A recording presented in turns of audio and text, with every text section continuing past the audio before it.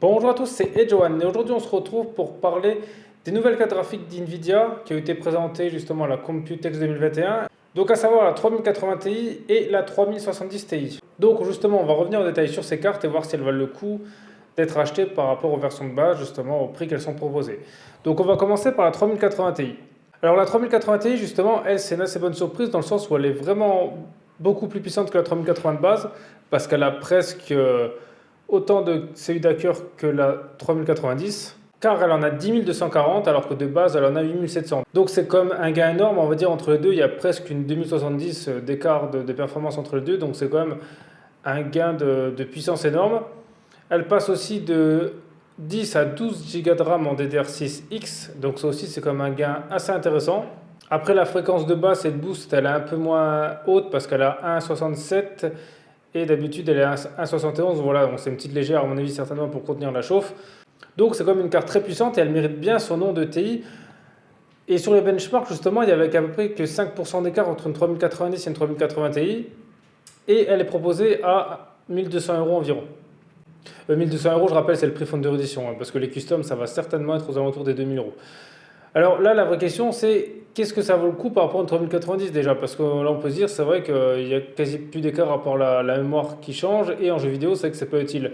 Et bien justement, la vérité, elle est là, c'est-à-dire que pour les joueurs, ça ne sert plus rien d'acheter une 3090, et la 3080 Ti servira largement. La 3090, justement, sera réservée pour moi uniquement aux créateurs qui ont besoin de 24 Go de RAM. Je trouve ça un peu dommage parce qu'entre les deux cartes, justement, avec 300 € d'écart, et en fait, si on veut les deux cartes, la seule chose qu'on va payer de différence, c'est qu'il y a le double de mémoire vive sur la 3090. Ce qui est dommage, c'est qu'elle coûte assez cher parce que je pense qu'à 1000 € ça aurait été bien parce que là, on aurait pu en acheter deux et pour les créateurs, ça aurait fait comme le même nombre de RAM que la 3090 et avec le double de puissance. Donc là, ça vaut le coup.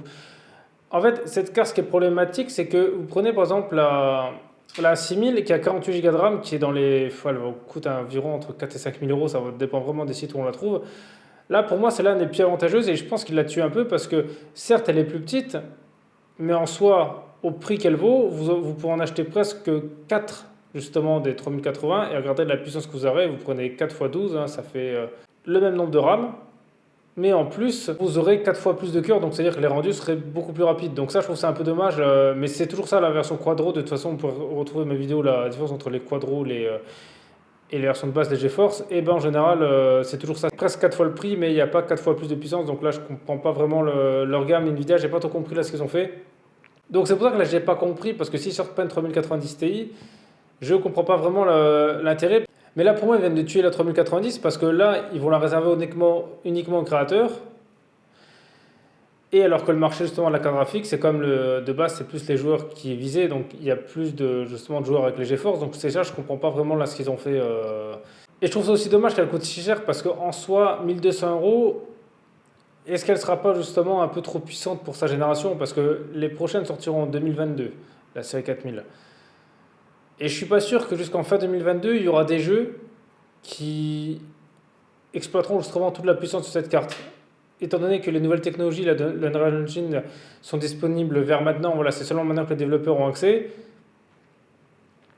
Le temps qu'ils fassent les jeux avec, je doute que les cartes seront utilisées à pleine puissance. Donc c'est vrai, je ne pense pas que ce soit un si bon investissement que ça, parce que ça se trouve, les générations 4000, il y aura autant d'écart de puissance entre les générations 2000 et 3000.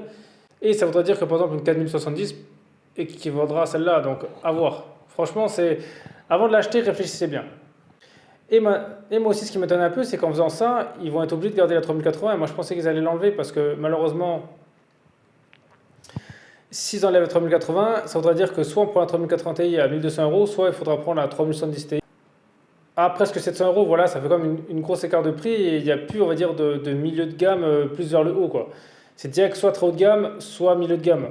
Et ça, je pense que c'est un peu compliqué pour les gens. Donc, je n'ai pas trop compris, là, justement, leur positionnement du marché, parce que là, ils ont une carte plus puissante, mais qui va laisser un grand écart de puissance entre les deux s'ils enlèvent la 3080. Donc, ils vont être obligés de la laisser à 3080. Ce qui est un peu différent parce que justement quand ils avaient sorti les versions super de leurs cartes de la série 2000, les versions de base avaient été arrêtées. Ou alors il restait certaines customs, mais en fin d'édition, il n'y en a trouvait plus. Donc, à voir. Ensuite, on va parler de la 3070 Ti. Alors pour moi, c'est comme une déception et elle ne mérite pas le nom de Ti, elle aurait plus dû s'appeler Super. Je vais vous dire pourquoi. Parce que déjà, la puissance entre la 3070 de base et la 3070 Ti est vraiment très très faible. C'est-à-dire que la 3070 a 5888 cœurs et là, elle passe à 6140. Donc, il n'y a que 300 cœurs de plus, c'est vraiment quelque chose de très faible. Ça fait même pas 10% de puissance en plus, ça fait quoi, 5-6%, quelque chose comme ça. Donc c'est un peu comme quand les 2070 Super ou 2080 Super sont sortis par rapport aux versions de base. Voilà, et encore on a un peu plus, c'était pas 10%. Voilà, donc déjà, la Play TI, alors qu'elle n'est pas beaucoup plus puissante. Après, la fréquence de boost est un peu plus élevée. Par exemple, la fréquence de boost de la 3070 est à 1,73 et là, elle est à 1,77. Alors c'est quand même bizarre parce qu'en plus, ils gardent le même système de refroidissement d'après les photos. Donc là, c'est quand même un peu inquiétant en termes de chauffe. Et la chose qui va justement booster un peu la carte, c'est qu'ils sont passés en mémoire DDR6X, voilà, comparé à DDR6. Donc c'est vrai que ça, c'est quand même un gros gain de performance parce qu'elle est beaucoup plus rapide. Donc peut-être que là, en termes de puissance, on verra peut-être la différence entre les deux. Et il ne faudra pas que compter sur les cœurs. Donc je pense que celle-là, elle pourrait être utile pour les joueurs et pour les créateurs justement qui cherchent des cartes un peu entrée de gamme et qui souhaitent en mettre deux. Parce que ce qui est bien avec celle-là, c'est qu'on pourra en mettre deux vu qu'elle n'est pas trop grosse et ça pourrait être pas mal comme d'avoir 16 Go en DDR6X pour à peu près 1400 € et quand même 12 000 cœurs en tout. Ça fait quelque chose de plus puissant qu'une 3090, donc ça vaudrait le coup justement pour les créateurs, dans le sens où ils paieraient un peu moins cher que la 3090 avec plus de puissance. Bon, un petit peu moins de RAM, mais déjà beaucoup plus de puissance. Par contre, moi, il y a quelque chose qui m'inquiète un petit peu sur cette carte. C'est que sur les photos, ça a l'air d'être le même refroidissement que les 3070. Dedans, ils ont mis leur mémoire, la DDR6X. Cette mémoire-là, elle chauffe comme pas possible. C'est un truc de fou, c'est-à-dire que quand elle a 70 degrés, voire 80, pour eux, Nvidia, c'est normal.